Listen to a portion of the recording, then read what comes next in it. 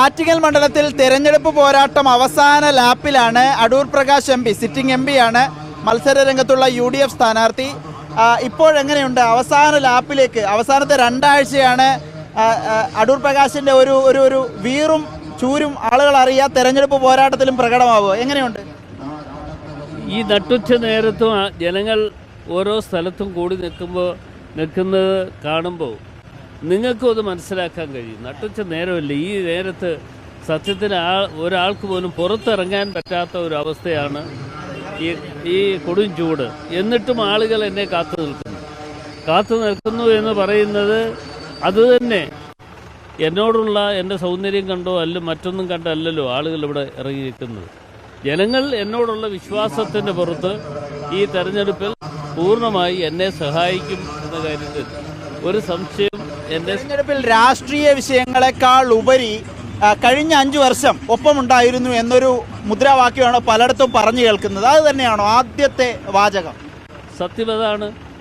ഞാൻ കഴിഞ്ഞ തെരഞ്ഞെടുപ്പിൽ മത്സരിച്ച് ഇവിടെ വിജയം കൈവരിച്ചു കഴിഞ്ഞപ്പോൾ ഞാൻ പറഞ്ഞു, എൻ്റെ മുഖ്യമായ ലക്ഷ്യമെന്ന് പറയുന്നത് നമ്മുടെ ആറ്റിങ്ങലെ ഗതാഗത കുരുക്ക് ആദ്യമായി അവസാനിപ്പിക്കണം. അത് അവസാനിപ്പിക്കുന്നതിന് വേണ്ട നടപടികൾ പൂർണ്ണമായും സ്വീകരിച്ചിരിക്കും എന്ന് വാക്ക് കൊടുത്തതാണ്. ആ വാക്ക് എനിക്ക് പാലിക്കാൻ കഴിഞ്ഞു. ബൈപ്പാസ് വന്നു, അതുകൂടാതെ ബൈപ്പാസ് വന്നു. ഇപ്പം ഇതെല്ലാം കൂടെ വരുന്നുണ്ട്. ജനങ്ങൾ ഇതൊക്കെ കാണുന്നതാണ്, ജനങ്ങൾ ഇതൊക്കെ മനസ്സിലാക്കുന്നതാണ്. ചിലയിടത്ത് ഈ വി ജോയുടെ പ്രചരണ പരിപാടികളിലൊക്കെ ചിലയിടത്ത് പറയുന്ന ഒരു വാചകം, ഒരു അടൂർ പ്രകാശ് ഇവിടെ സ്ഥിരതാമസമാക്കുമെന്ന് പറഞ്ഞു, പക്ഷേ അതുണ്ടായില്ല. അതൊരു വാഗ്ദാന ലംഘനമല്ലേ എന്ന് ചോദിക്കുന്നു.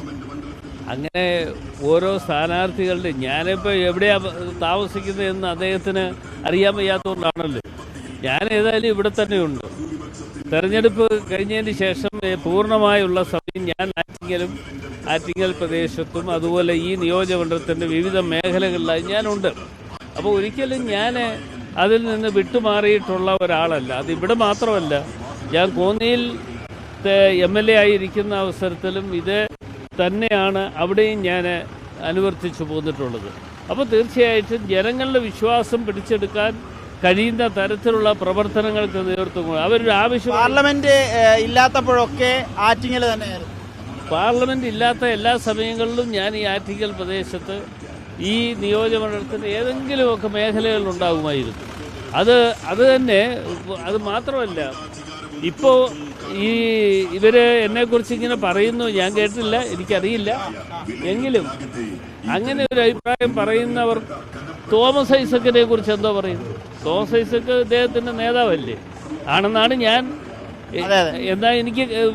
കരുതുന്നത്. അങ്ങനെയാണ്. ഇപ്പം നേതാവാണോ എന്ന് അദ്ദേഹത്തിനോട് ചോദിച്ചാലേ അറിയത്തുള്ളൂ.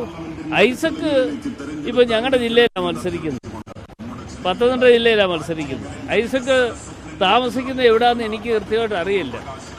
ആലപ്പുഴയാണോ അതോ തിരുവനന്തപുരത്താണോ എന്ന് എനിക്കറിയില്ല, അതോ അമേരിക്കയിലാണോ എന്ന് പോലും എനിക്കറിയില്ല. നമുക്ക് ഈ LDF കാര്യമായി പണം ഒഴുക്കുന്നുണ്ട്. എന്താ അതിൽ അടൂർ പ്രകാശിന് തോന്നുന്നത്?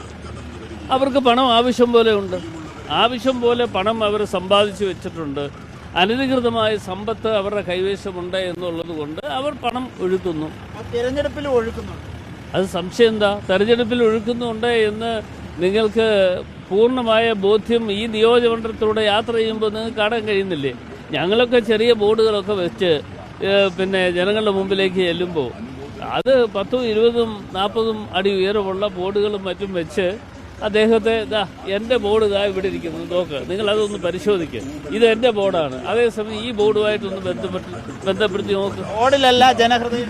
അതെ, ജനങ്ങളുടെ മനസ്സിലാണ്, ജനങ്ങളുടെ അനധികൃതമായി സമ്പാദിച്ച സ്വത്തെന്ന് പറയാൻ കഴിയും. അല്ല, അത് പിന്നെ ഈ CPM-നെ സംബന്ധിച്ചിടത്തോളം അനധികൃതമായി ഒരുപാട് സമ്പത്ത് സമ്പാദിക്കുന്നുണ്ട് എന്ന് ഇന്ന് പുറത്തു വന്നുകൊണ്ടിരിക്കുന്ന ഒരു കഥയാണ്. അത് കഥയല്ല, കെട്ടുകഥയല്ല, യാഥാർത്ഥ്യങ്ങൾ പുറത്തു വന്നുകൊണ്ടിരിക്കുക. കാരണം അതിൻ്റെ അന്വേഷണങ്ങൾ നടന്നുകൊണ്ടിരിക്കുകയാണ്. ആ അന്വേഷണങ്ങൾ നടന്നുകൊണ്ടിരിക്കുന്ന കാര്യത്തിൽ ഞാൻ അതിനകത്ത് മറുപടി പറയാൻ തയ്യാറല്ല. എങ്കിലും CPM ഇന്ന് പണം ഒഴുക്കുന്നത്, CPM അതുപോലെ NDA സ്ഥാനാർത്ഥി BJP-യും പണം ഒഴുക്കുന്നത് ഏത് തരത്തിലാണെന്ന് നിങ്ങൾ മാധ്യമ സുഹൃത്തുക്കൾ എന്നുള്ളതല്ലേ നിങ്ങൾക്ക് മനസ്സിലാക്കാൻ കഴിയും. കമ്മീഷന്റെ ഒരു പരിശോധന തെരഞ്ഞെടുപ്പ് കമ്മീഷൻ പരിശോധിക്കട്ടെ. തെരഞ്ഞെടുപ്പ് കമ്മീഷൻ ഇപ്പോൾ ഞങ്ങളുടെ ഓഫീസിൽ നോട്ടീസ് തന്നിരിക്കുകയാണ്. ഞാനവിടെ പിന്നെ ഇവിടെ ഞങ്ങളുടെ ഓഫീസ് നിങ്ങൾ കണ്ടിട്ടുള്ളതാണല്ലോ, ഓഫീസിൽ വന്നിട്ടുള്ളതാണല്ലോ. അവിടെ പിന്നെ ഇത് ഇളക്കി മാറ്റണം എന്ന് പറഞ്ഞ് തെരഞ്ഞെടുപ്പ് കമ്മീഷൻ നോട്ടീസ് തന്നിരിക്കുകയാണ്. അപ്പോൾ ആ നോട്ടീസ് തന്ന എന്തിൻ്റെ അടിസ്ഥാനത്തിലാണ്, ആര് പറഞ്ഞിട്ടാണ് നോട്ടീസ് തന്നത് എന്നതിനെ കുറിച്ചൊക്കെ അന്വേഷിക്കണ്ടേ? ഏതായാലും വലിയ ആവേശമാണ് തെരഞ്ഞെടുപ്പ് പ്രചാരണം. വലിയ ബോർഡുകളിലല്ല തൻ്റെ മുഖമുള്ളത്, ജനങ്ങളുടെ ഹൃദയത്തിലാണ് അടൂർ പ്രകാശ് MP ആവർത്തിച്ച് ജനങ്ങളോട് പറഞ്ഞുകൊണ്ടിരിക്കുകയാണ്.